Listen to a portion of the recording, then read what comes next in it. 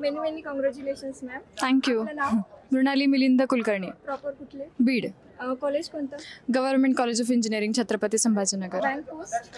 SBISO IT officer. एक quality जी स्पर्धा परीक्षा काढण्यासाठी महत्त्वाची आहे. कन्सिस्टन्सी आणि हार्डवर्क करण्याची तयारी हे सगळ्यात जास्त गरजेचं आहे. काका, जेव्हा तुम्ही बातमी ऐकली रिझल्टची तेव्हा तुमच्या भावना कशा होत्या? अतिशय आनंद झाला. म्हणजे आमच्या अपेक्षेपेक्षा खूप मोठं तिने यश मिळवलं.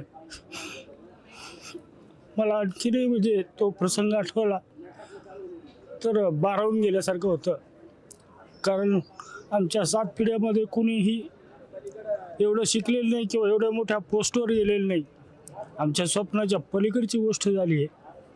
त्यामुळे मी अतिशय समाधानी आणि आनंदी आहे.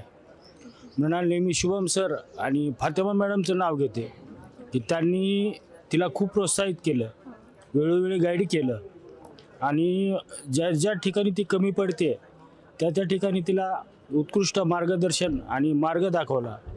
त्यामुळे आज ती इथपर्यंत पोहोचली असं मला मनातून वाटतं. तुमच्या भावना कशा होत्या? सांगू शकत नाही.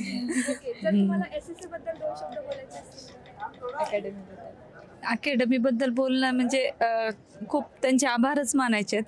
कारण आमच्या मुलीला फर्स्ट अटेम्प्टमध्ये एवढं छान यश मिळालं आणि तिला उत्तम मार्गदर्शन मिळालं, त्यामुळे ती हे करू शकली. धन्यवाद सगळ्यांचे. तुला कसं वाटते? एकदम छान वाटते. मेन म्हणजे आम्ही सोबत होतो, जेव्हा रिझल्ट आला ना त्या दिवशी आम्ही सोबत होतो आणि एकदम छान वाटते. बँकिंग प्रिपरेशनसाठी स्वतःमध्ये काय चेंजेस करावे असं तुम्हाला वाटतं?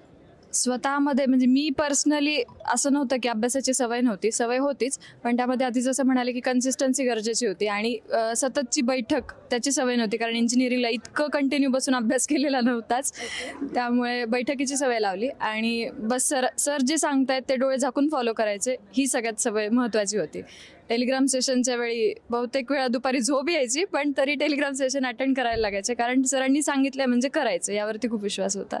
SSCला तुम्ही 1 वर्डमध्ये कसं डिस्क्राईब करणार? 1 वर्डमध्ये डिस्क्राईब करणं अवघड आहे तसं, पण SSC अशी जागा आहे जिथे ड्रीम कम्स ट्रू असं म्हणू शकतो. जिथे ऑफिसर म्हणजे एक विद्यार्थी येतो आणि तो ऑफिसर बनूनच बाहेर पडतो, यापेक्षा मोठी गोष्ट एका ॲस्पिरंटसाठी किंवा त्याच्या पालकांसाठी कुठलीच नसू शकते.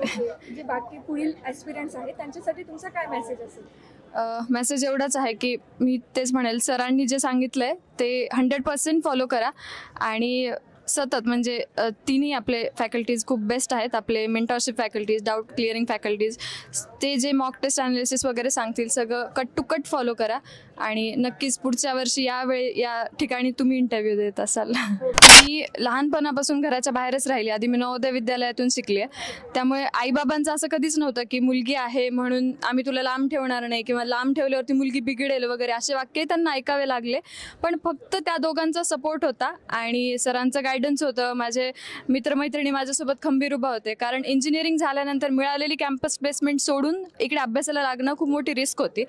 पण ती रिस्क घ्यायची ठरवली ते केवळ आईबाबांच्या सपोर्टमुळे. त्यांनी मला आधी सांगितलं होतं आम्ही तुला 1-1.5-2 वर्ष देऊ अभ्यासाला, 2 वर्ष तू क्लिअर करशील एवढं माहिती आहे. पण सुदैवाने 2 वर्षाचाही वेळ लागला नाही, 1.5 वर्षातच आज रिझल्ट हातात आला आहे.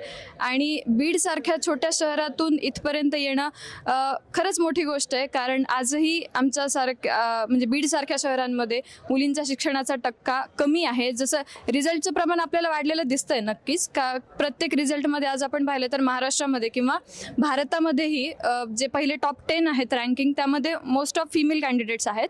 परंतु बीडसारख्या शहरामध्ये आजही मुलींना बाहेर ठेवायचं म्हणजे पालकांना 10 वेळा विचार करावा लागतो. पण तरी माझ्या पालकांनी मला लहानपणापासून बाहेर ठेवून शिकवलं, वाढवलं, खूप सपोर्ट केला आणि त्यामुळेच मी आज इथे रिझल्ट घेऊन येऊ शकले. हां, आम्हाला होतं की बरेच जण म्हणायचे प्लेसमेंट झालेली आहे, तुम्ही प्लेसमेंट सोडू नका. 7.5 लाखाचं पॅकेज मिळालं होतं तिला. म्हणजे वाटायचं की आमची आर्थिक परिस्थिती साधारण आहे, म्हणजे एक हे व्हायचं, टेन्शन होतं. पण आम्हाला तितका विश्वास पण होता तिच्यावर की नाही, ती काहीतरी करून दाखवल आणि त्यामुळं आम्ही तिला चांगला खंबीर पाठिंबा दिला. काय संदेश देणार? की प्रत्येक पालकांनी मुलांवर मुलींवर विश्वास ठेवलाच पाहिजे. फक्त मुलगाच करतो असं नाही, मुलीसुद्धा सर्व करून दाखवतात.